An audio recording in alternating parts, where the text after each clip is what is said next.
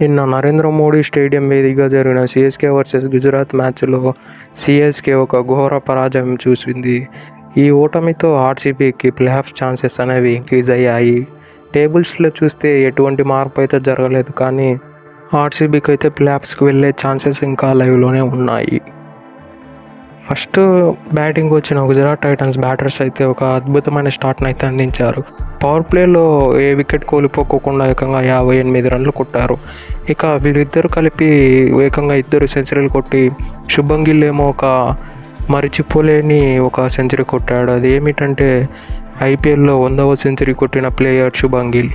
అందులో అతడికి 4వ సెంచరీ.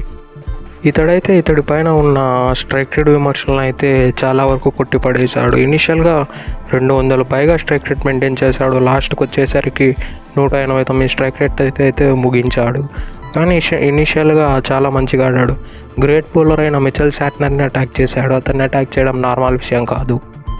ఇక సాయి సుదర్శన్ అయితే ఇతడు వేరే లెవెల్లో బ్యాటింగ్ చేశాడు. ఆడిన 51 బాళ్ళల్లో 103 రన్లు కొట్టి ఇతడు కెరియర్లో ఫస్ట్ సెంచరీని నమోదు చేశాడు. 2023లో ఫైనల్స్లో ఎక్కడైతే ఆపాడో నిన్న అక్కడి నుంచే స్టార్ట్ చేసి ఒక అద్భుతమైన మ్యాచ్ని అయితే ఆడాడు సాయి సుదర్శన్. ఇతడు కూడా ఇంతవరకు ఆడిన అన్ని మ్యాచ్లలో చాలా తక్కువ స్ట్రైక్ రేట్ మెయింటైన్ చేశాడు. లైక్ 140, 150 మెయింటైన్ చేశాడు. కానీ ఈ మ్యాచ్లో అయితే ఏకంగా 200 స్ట్రైక్ రేట్ కంటిన్యూస్గా మెయింటైన్ చేశాడు. ఇది ఒకానొక సమయంలో చూస్తే వీరిద్దరు ఐపీఎల్లో 100వ సెంచరీ ఎవరు కొడతారో అని చాలా ఎగ్జైటింగ్గా నడిచింది. కానీ ఎట్టకేలకు శుభం గిల్ కొట్టేశాడు. ఇక సిఎస్కే బౌలింగ్ విషయానికి వస్తే అట్టర్ ఫ్లాప్ అయిపోయింది సిఎస్కే బౌలింగ్. ఇన్ని మ్యాచ్ల్లో ఎప్పుడు ఫెయిల్ అవ్వనంత ఘోరంగా ఫెయిల్ అయిపోయింది సిఎస్కే బౌలింగ్. కానీ శార్దుల్ ఠాకూర్ మాత్రం ఒక డీసెంట్ బౌలింగ్ అయితే చేశాడు. కేవలం 4 ఓవర్లలో 25 రన్లు ఇచ్చి కేవలం 6.2 ఎకానమీ మెయింటైన్ చేశాడు. వికెట్లు ఏం తీయలేదు, కానీ ఇతడు మాత్రం ఒక అద్భుతమైన బౌలింగ్ చేశాడు. తుషార్ దేశ్పాండే కూడా 2 వికెట్లు తీశాడు. పడిన 2 వికెట్లు ఇతడే తీశాడు. వేసి 4 ఓవర్లలో 33 రన్లు ఇచ్చాడు. ఎకానమీ కొంచెం హైయర్ సైడ్లో ఉంది, కానీ పర్లేదని అనిపించాడు ఇతడు బౌలింగ్తో. మెయిన్లీ శుభం గిల్ మరియు సాయి సుదర్శన్ పార్ట్నర్షిప్ చూస్తే కేవలం 104 బాళ్ళల్లో 210 రన్లు కొట్టారు. ఇదైతే third highest partnership in IPL history. Openers ఇద్దరు సెంచరీ కొట్టిన 2వ మ్యాచ్ ఇది. కేవలం ముందు ఎస్ఆర్హెచ్ ప్లేయర్లైన డేవిడ్ వార్నర్ మరియు జాన్ బెయిర్స్టో కేకేఆర్ పైన ఒకసారి కొట్టి చూపించారు.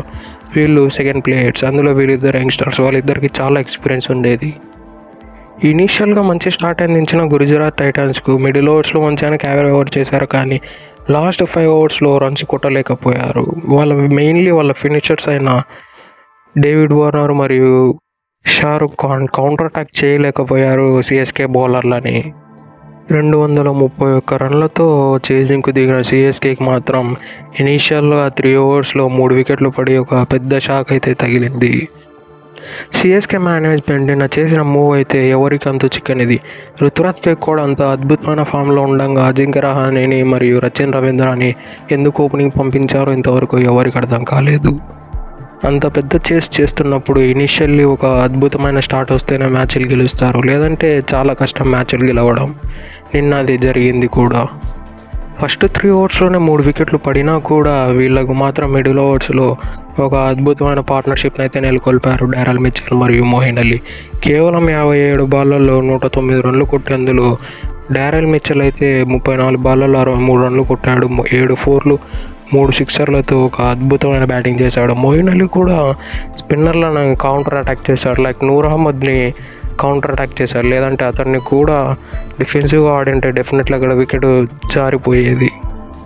మోయిన్ అలీ కూడా కేవలం 36 బాళ్ళలో 56 రన్లు కొట్టాడు. 4 4లు 4 సిక్సర్లు.